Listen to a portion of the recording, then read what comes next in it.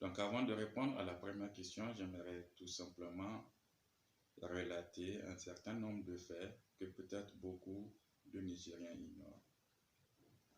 Récemment, en 2018, une étude a été faite sur la contribution du Niger à la paix mondiale.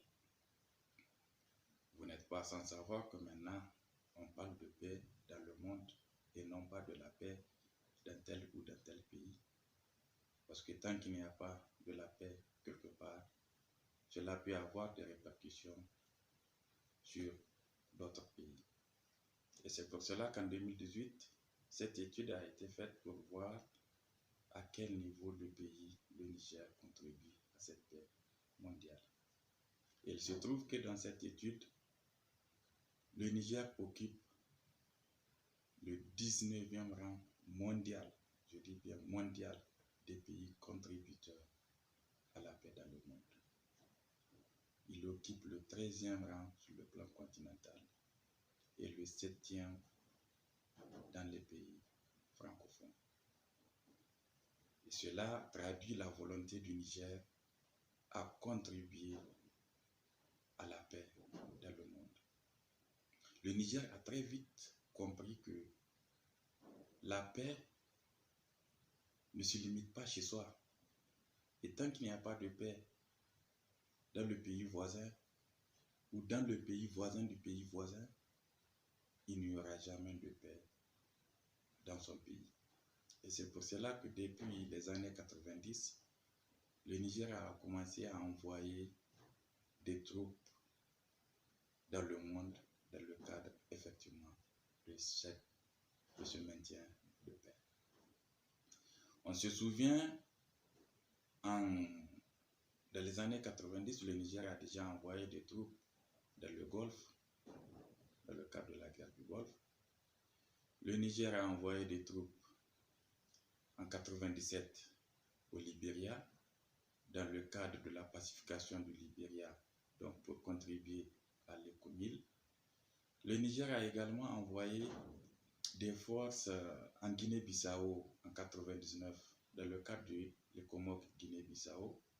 Et on se souvient également, à partir des années 2003, le Niger a commencé à envoyer des forces, des troupes en République de Côte d'Ivoire, dans le cadre de la pacification de la Côte d'Ivoire.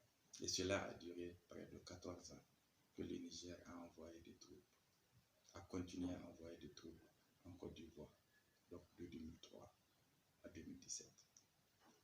Récemment, avant que le terrorisme ne frappe le Niger, ça a commencé par le Mali. En 2013, le Niger a envoyé plus de 850 hommes en République du Mali pour aider nos frères maliens à résoudre le problème au niveau du Mali. Parce que quand ça ne va pas au Mali, c'est sûr que ça va venir au Niger.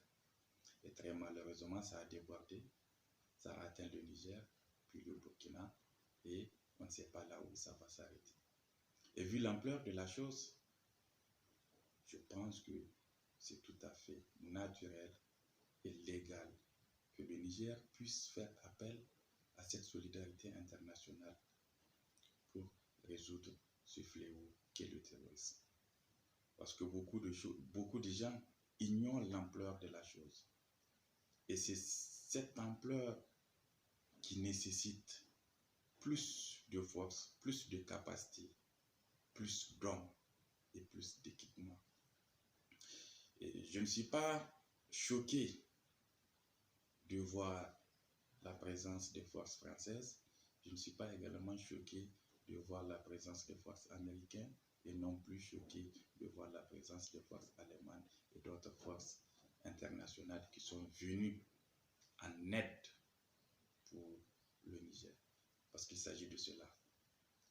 J'ai eu l'occasion de faire des missions dans le cadre de l'évaluation de l'état d'urgence, de parcourir l'ensemble des zones d'insécurité du Niger. De Inates jusqu'à Boussou, en passant par Baroua, en passant par Agandeo, en passant par Tilia, en passant par Tassara, Kabalewa, Toumour, l'ensemble des zones d'insécurité, j'ai eu l'occasion de les faire. Et j'ai vu comment nos troupes, comment nos soldats, aux côtés des soldats alliés, sont en train de se battre dans la brousse, dans des zones terriblement hostiles. Et je pense que c'est ça le but. Quant au volet militaire, il n'y a aucun doute que ces militaires sont venus uniquement dans le cadre de se battre contre le terrorisme au Sahel. Mais par contre, quant au volet politique, il existe plusieurs doutes par rapport à la position française. Là, je vais aborder un sujet qui a déjà été abordé, c'est le statut de Kidal. Aujourd'hui, le statut de Kidal, qui n'est pas encore clarifié par la France, fait partie des points de discorde, fait partie des points sur lesquels les chefs d'État du Sahel, les chefs d'État du G5 Sahel doivent se prononcer. Parce que aujourd'hui, la France n'a pas clarifié sa position par rapport au statut de Kidal et par rapport à une éventuelle création d'un État de l'Azawad. Et je pense que ces questions politiques sont en lien aussi avec des questions sécuritaires. Parce que si aujourd'hui Kidal n'est pas sous contrôle d'un État, c'est bien normal à ce qu'on pense que Kidal abrite des terroristes. C'est bien normal à ce qu'on pense que Kidal est une base arrière de certains terroristes.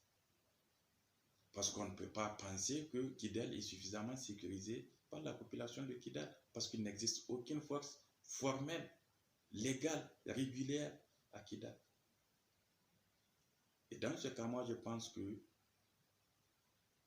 le sommet de Pau de janvier doit être l'occasion pour nos chefs d'État, de la même façon que le président Macron leur a demandé de clarifier leur position par rapport à la présence des forces Barkhane dans les pays respectifs, je pense que nos chefs d'État doivent avoir le courage de demander au président Macron de clarifier sa position par rapport à Kidal et par rapport à une éventuelle création d'un État de l'Azawad.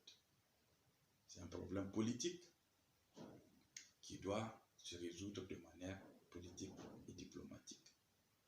Moi, je pense que si on veut réellement restaurer la sécurité dans toute cette bande sahélienne, il va falloir commencer par résoudre le problème du statut de Kidal. Ici, c'est possible de le résoudre d'un point de vue politique. Il faut que les pays, le Mali, le Niger, le Burkina, la Mauritanie et le Tchad, puissent réellement se prononcer sur ce sujet et défendre l'intégrité de leur territoire. Donc, je pense que nos amis de Kidal ont autant besoin de la paix que nous et ont toujours affiché cette volonté de contribuer à la pacification de la zone, à la pacification du Sahel. Et je pense que ce sont des acteurs incontournables dans le cadre du dialogue politique pour la paix dans le Sahel. Et il faut peut-être trouver une voie ou un mécanisme à travers lequel les représentants de Kidal peuvent participer à ce sommet. On peut ne pas le qualifier de sommet de chef d'État, mais peut-être de sommet pour trouver une solution durable pour le Sahel. Et moi, je pense que si on veut aller dans cette durabilité, il va très sincèrement falloir discuter très sérieusement avec nos amis de Kidal, avec l'État malien, avec l'État nigérien, l'État burkinabé et l'État mauritanien, et aussi, surtout, avec la France qui n'a toujours pas clarifié sa position par rapport au statut de Kidal. Donc, il est nécessaire aujourd'hui que cela soit fait très rapidement pour qu'on puisse aller de l'avant sur les solutions politiques de la question sécuritaire dans le Sahel. Il y a une autre préoccupation, c'est celle de la Libye. Et c'est pour cela que aujourd'hui, je peux donner deux points de vue. Donc, avoir beaucoup d'armées étrangères sur notre territoire ne saurait être envisagé que lorsqu'on n'arrive pas à pacifier la Libye, que lorsque la communauté internationale ne voudra pas pacifier la Libye. Et je pense que ce serait plus important pour le Sahel et pour le Niger en particulier que Barkhane et les autres forces alliées interviennent en Libye que de venir intervenir directement là où nous sommes en train de gérer les conséquences. Mais lorsqu'on n'arrive pas à pacifier et lorsque la communauté internationale ne voudra pas intervenir en Libye, alors nous serons contraints de faire appel aux forces étrangères pour nous venir en aide. Parce qu'en ce moment, la Libye va continuer à nous fournir en terroristes, la Libye va continuer à nous fournir en armement, la Libye va continuer à fournir des mercenaires et tout cela va être combiné il y aura une combinaison entre les terroristes, les narcotrafiquants et les groupes milices qui sont formés de l'autre côté de la Libye et qui vont continuer à assurer l'insécurité dans le Sahel. Et c'est pour cela que peut-être les chefs d'État pensent qu'il va falloir intervenir beaucoup plus massivement dans notre pays.